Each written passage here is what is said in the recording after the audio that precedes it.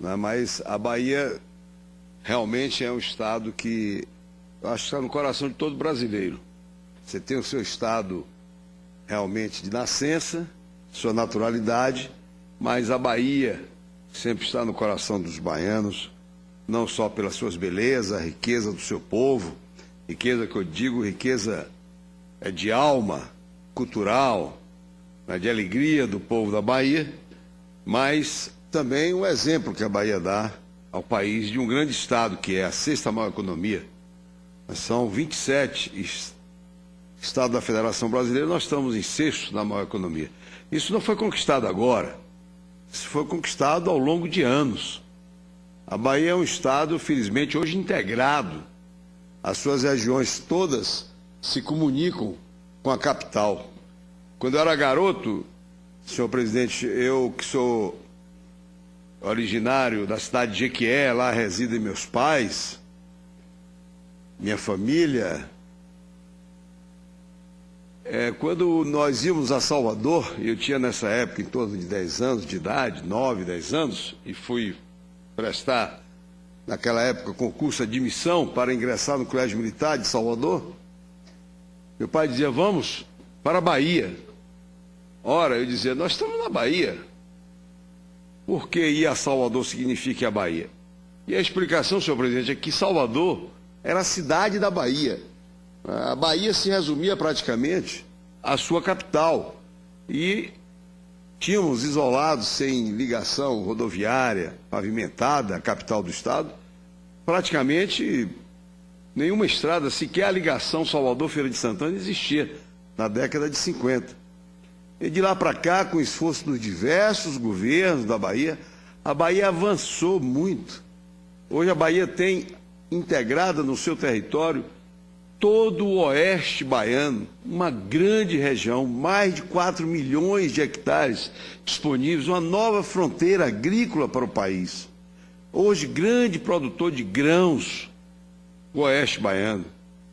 O extremo sul da Bahia era praticamente inacessível. Para se alcançar o extremo sul, nós tínhamos que ir através de Minas Gerais, para pegar um trem que sai de Teófilo Otoni para Caravelas.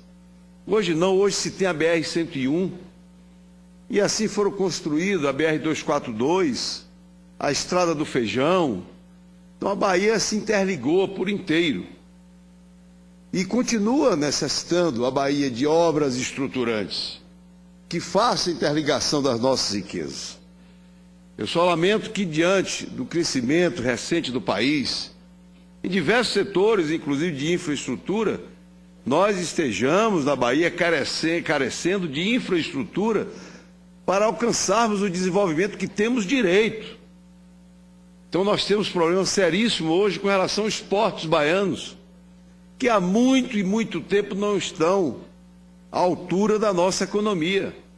Nós precisamos desenvolver esses portos, ampliar o porto de contêiner de Salvador, criar novos portos públicos e privados na Bahia. Mas isso não acontece, né? Estamos lutando numa ferrovia oeste-leste. Já foi lançado o edital pelo presidente Lula, mas lamentavelmente ainda não foram abertos esses editais.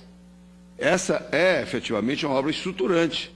Entretanto, já até anunciada por propagandas, né, do próprio governo do estado como sendo a realização, mas não saiu ainda do papel, senhor presidente. Mas a Bahia continua necessitando de infraestrutura. Eu tive orgulho também, tenho orgulho de quando governador, nós ampliamos o aeroporto de Salvador. O aeroporto que leva o nome do saudoso amigo Luiz Eduardo Magalhães. Nós ampliamos esse aeroporto para que ele possa receber 6 milhões de passageiros ano. E hoje ele já está superado, já precisa de nova ampliação. Então temos que projetar o crescimento futuro da Bahia. Não podemos deixar a Bahia estagnada, com a falta de aeroportos, com a falta de ferrovias, com a falta de portos. Isso aí, sem sombra de dúvida, estrangula o crescimento da Bahia, senhor presidente. Mas nós estaremos aqui, sempre nessa trincheira de luta a favor do nosso Estado. Isso incomoda alguns, mas esse tem sido meu papel aqui no Senado Federal e vou continuar fazendo. Foi o meu papel de governador, E entre essas lutas havia esse paradigma que não se alcançava, esse obstáculo que era intransponível. Você tem uma indústria de ponta no Nordeste brasileiro. E o que é que representa mais a modernidade a não ser a indústria automobilística?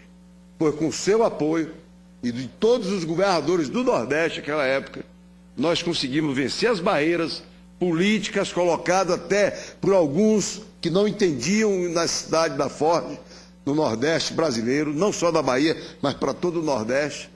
Conseguimos levar a Ford para a Bahia. E hoje está lá a Ford caminhando para 300 mil veículos por ano, aproximadamente 7 ou 8% da produção nacional de veículos. Então são batalhas que são vencidas. E alguns chegam e dizem assim, não existia Bahia para trás, a Bahia só existe daqui para frente. Não existe nada mais falacioso do que isso, senhor presidente. Nós temos história, Vossa Excelência é testemunha viva dessa história de como construímos o grande estado que é a Bahia. O que precisa é que os atuais detentores de poder lá na Bahia reconheçam o que foi feito no passado e projetem o futuro.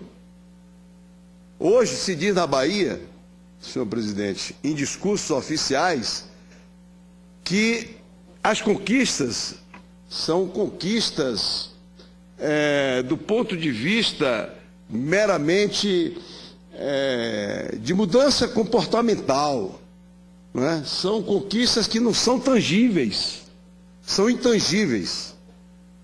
Como se todas essas conquistas de estradas, de escolas, de faculdades, que foram criadas 4 faculdades estaduais no estado da Bahia, nas últimas décadas, como se tudo isso não trouxesse exatamente um avanço da sociedade baiana. Traz, sem sombra de dúvida, um avanço.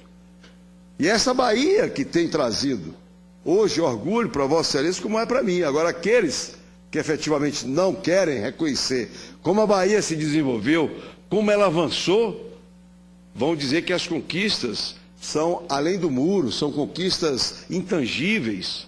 Devem ser tão intangíveis que estão longe da vista do povo baiano.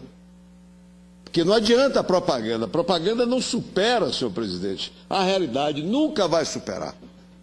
A propaganda ela pode vir num bom invólucro e até chegar em determinado momento e iludir parte da população, mas não ilude por todo o tempo. O povo faz a comparação entre o que está vendo na propaganda, que é virtual, e o que está vendo na realidade do dia a dia do povo da Bahia. Mas, senhor presidente, nessa linha da luta pela Bahia, é que eu sempre tenho me pautado aqui por um defensor da lavoura cacaueira, uma lavoura que impacta a vida de mais de 100 municípios baianos. Mais de 1 milhão de pessoas são impactadas, trabalhadores, diretamente pela lavoura do cacau. E por isso, senhor presidente, nós temos lutado e quero comemorar aqui o avanço que nós obtivemos com a sanção pelo presidente da República da medida provisória 472, que foi transformada na Lei 12.249.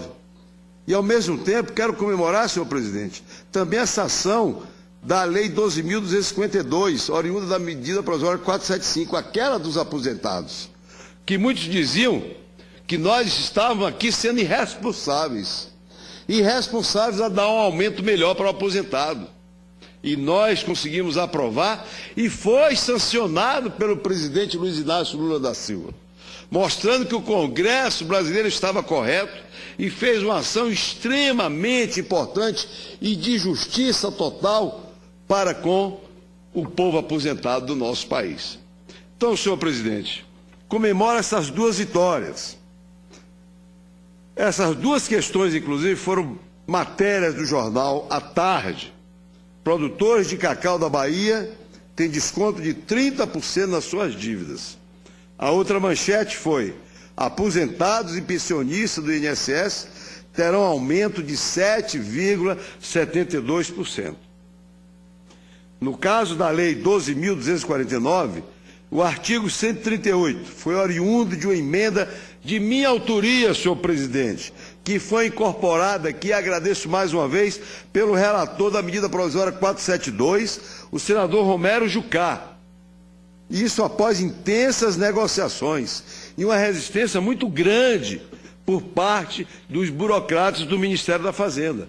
Mas foi conseguido que a maioria dos dispositivos das questões fosse aprovada e sancionada pelo presidente Luiz Inácio Lula da Silva, a quem nós agradecemos o compromisso com a região.